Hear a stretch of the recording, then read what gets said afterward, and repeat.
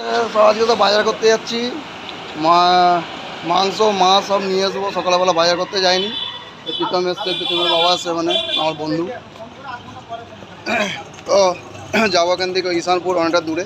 তো আপনারা দেখতে থাকুন, রাস্তাতে দেখাচ্ছি। আজকে ভিডিও করতে করতে যাবো পুরো মুদিখানা দোকানে। ও বলদা, মুদিখানা দিয়ে রাখো দোকান। হ্যাঁ যাচ্ছি, একটু দেখি সব মাছ মাংস কিনে নিয়ে আসি। তুমি দিয়ে রাখো মাল। হ্যাঁ, শিব মন্দির। ও, শিব মন্দিরে পূজা। রাখির ভিড় লেগেছে এখানে, যে রাখির ভিড় দেখুন। ভিড় তো হবে, প্রচুর ভিড় চলছে এখন, রাখির ভিড়। কালকে রাখি আছে। আমাদের ভিড়, ট্রাফিক লেগে গেছে দেখুন, ট্রাফিকের জন্য দাঁড়িয়ে আছি। বেরিয়ে যেতে হবে এবারে। हाँ कौन सा दिखाओ, और क्या है? ये रहा है यहाँ पर। क्या क्या लिया? क्या था उसमें? इसके अंदर क्या है? इसके अंदर आधा चॉकलेट है, आधे में इनाम है। हाँ अच्छा, बड़ा बड़ा ঠিক আছে নে। আচ্ছা ভুট্টা শেখা। আর এই যে এখানে এই মাংস দোকানে আগের বারে এসেছিলাম, কত করে? 100 টাকা কিলো, 150 টাকা করে কিলো মাংস হলো চিকেন। ঠিক আছে, এই হপ্তাহ বেশি হয়ে গেছে, 140 টাকা করে, 150 টাকা করে হয়ে গেছে। এখানে নেবো না, একটু দূরে মাংস নেবো। ওই এখানে নেবো না, আগে তুমি কোথায় মাংস নেবো সেখানে নিয়ে নেবো। হ্যাঁ ঠিক আছে, আমি খাইনি এখানে। ঠিক আছে চলো বেরিয়ে যাই। মাংস নিতে বাকি আছে, মাছ নিয়ে হয়ে গেছে। মাছ নিয়ে নিয়েছি, মাংস নেওয়ার বাকি আছে। হ্যাঁ চলে যাচ্ছি এখান থেকে অনেকটা দূরে, সেখানে একটা দরকার আছে, সেখানে দরকার মিটিয়ে আবার অন্য জায়গায় বেরিয়ে যাবো।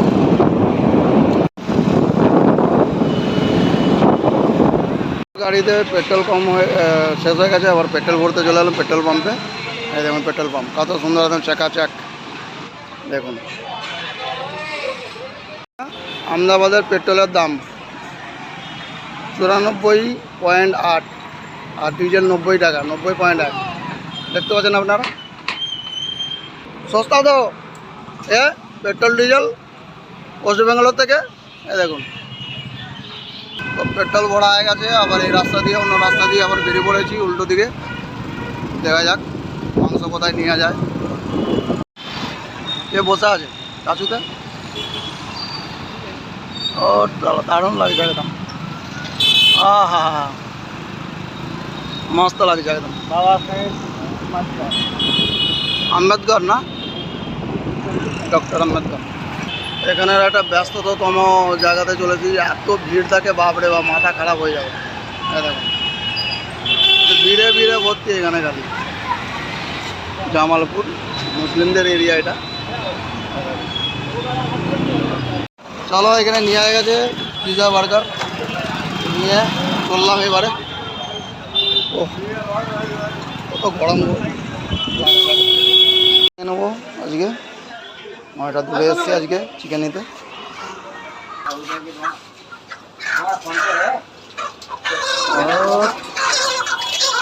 পিজাটা খেয়ে নিয়ে আগে, তারপরে সব কাটাকুটি বাকি আছে। আচ্ছা চলো চলো স্টার্ট করো, খাও। कटिंग कटिंग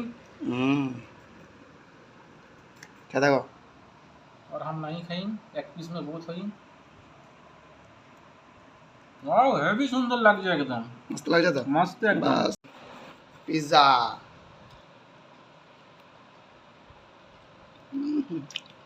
100% অ্যাসিডিটি হয়ে যাবে পিৎজা খাচ্ছি।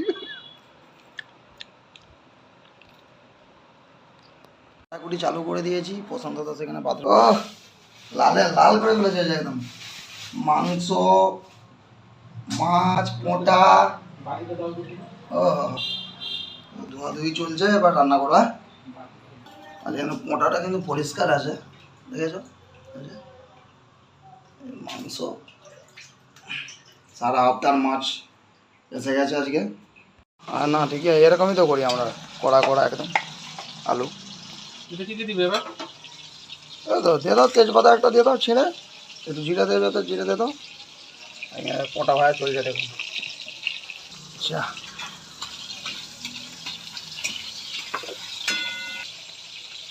চলো জিরা ডাল লো।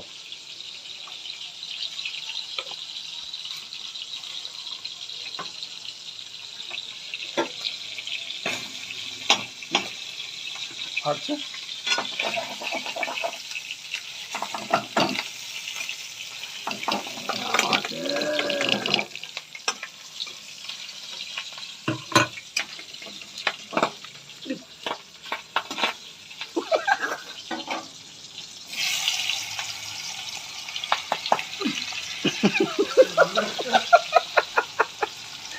এই পোঁটা বাজার কি জ্বালা দেখুন, ফটফট করে ফাটছে। এই দেখুন, তুলে নাহলে ওই সেগুলো দিয়ে দাও না। এটা ভাঁজও পারছে।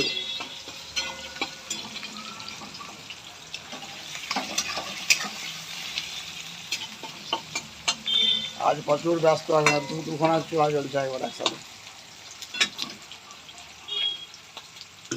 এটা পাতা দিতে পারলে এক কোড়া পোঁটা আসবে, একদম পরিষ্কার পোঁটা দেখতে পাবে। দাদা আর মাংস নুন ফুন তুমি দিবে না? ঠিক আছে, ততক্ষণ আদা রসুনটা ঠুকে নিই।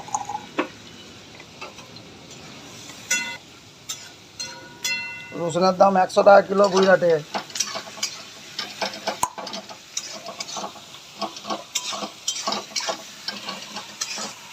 চলো ঢালো আদা রসুন পেস্ট।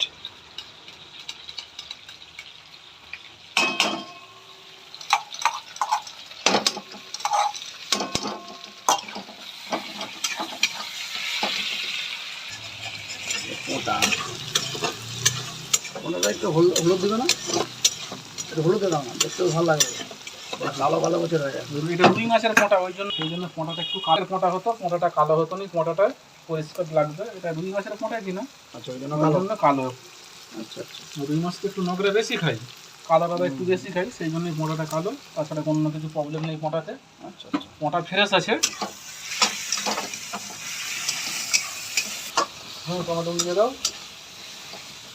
আর দুখানা রান্নি খুব স্পিড আছে আজকে।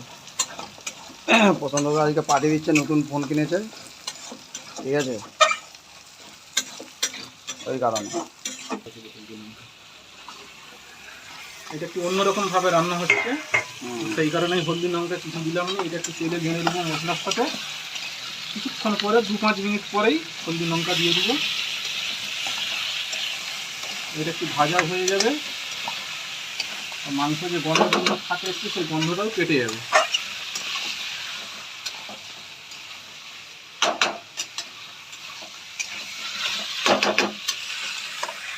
ওটা এবার ছাড়তে চালু হয়েছে, ফটফট ফটফট করে চালছি। পোড়াটা ফেনা হয়ে যাচ্ছে আস্তে আস্তে, পোড়াটা এবার ভাজা হয়ে আসছে, সেই কারণেই ফেনা হয়ে যাচ্ছে। আরও ফেনা হবে, আর একটু ভাজা হবে। তাহলে প্রথমে পোঁটা দিয়ে দিলে কী হবে? এই পোঁটাটা দিয়ে বেগুন দিয়ে রান্না হবে, খালি বেগুন, আদা অন্য কিছু থাকবে। বেগুন চচ্চড়ি, বেগুন চচ্চড়ি হবে, কাঁচা লঙ্কা থাকবে, দুটো জিরা থাকবে, 5 ফোড়ন দিয়ে এটা ছকে রান্না হবে। ওকে। মাংসটা কিন্তু প্রায় সিদ্ধ হয়ে গেছে, হাফ বললেই চলে। যে মাংস ফেটে গেছে কীরকম, মাংসটা সিদ্ধ হয়ে গেছে। তুমি দাও হলদি, এবার লঙ্কাটা দিয়ে একটু নেড়ে নেবো, তারপরে জল ঢালবো একটু পরে। হলদি লঙ্কাটা একটু নাড়া হয়ে যাবে, ভাজা হয়ে যাবে। ভাজা হয়ে গেলে হলদি লঙ্কার কোনো গন্ধ থাকবে না। দেখুন কালার একদম খতরনাক এসে গেছে এখনই, ঠিক আছে। এই মাংসের টেস্টও আলাদা হবে এরকম করে রান্না করলে। মশলা কষা মাংস রান্নার টেস্ট, এর টেস্ট আসমান জমিন ফের পড়ে যাবে। এইভাবে কষে দেখবেন, খেতে খুব সুস্বাদু লাগবে। এই জল পড়ে গেল হালকা করে, একদম গ্লাস ধোয়া।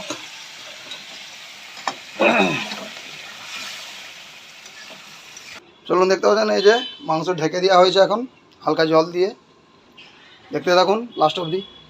এবারে আজ বাজার, এই যে করলা, এখানে পটল, এখানে বাঁধাকপি, ফুলকপি, বিমশুটি, আর এখানে হচ্ছে ডাঁটা। বাকি কম পড়লে আবার নিয়ে আসা হবে, ফ্রিজে রেখে দেওয়া হবে। সারা হপ্তার বাজার, আলু পেঁয়াজ তো আছেই সাথে, না বাকি আছে একটু। আর মাংস রেডি, মাংসের খালি কালারটা একদম সলিড কালার। ওদিকে ভাতও বসে দিয়েছি প্রেসার কুকারে, এদিকে আমাদের মাংস রেডি কষা।